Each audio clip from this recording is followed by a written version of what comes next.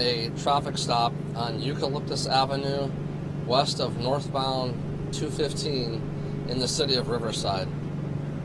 Officer Moyer was impounding the pickup truck from that traffic stop. At some point during the stop, the suspect retrieved a rifle from his vehicle and assaulted Officer Moyer. Officer Moyer was able to put out an officer needs assistance call on his radio, and numerous officers responded to the scene, including 3 CHP officers, several deputies from the Riverside Sheriff's Department, and several officers from the Riverside Police Department. During the gun battle with the suspect, as I mentioned, Officer Moyer sustained serious injuries.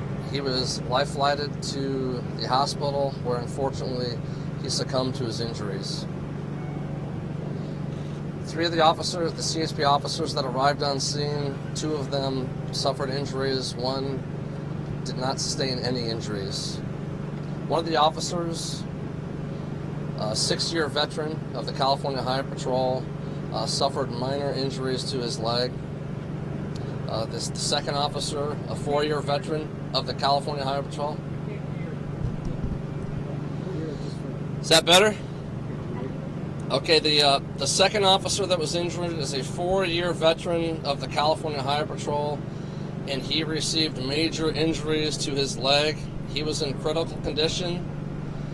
I visited with the officer this morning, and he was conscious and talking in good spirits, and is expected to make a recovery.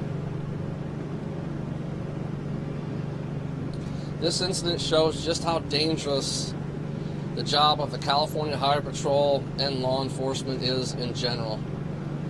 People talk about routine stops, but there are no routine stops, as this incident proves. I'd like to thank the public for their support. Their outpouring has been very gracious, and I'd also like to thank our allied agency partners, some of who are represented here today.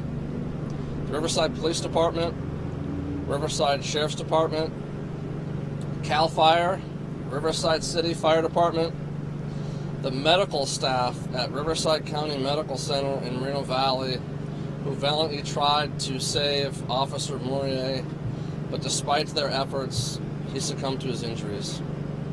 I'd also like to thank the AMR ambulance service, the Riverside County DA's office, who were instrumental at the scene, and throughout this investigation, they will be very instrumental.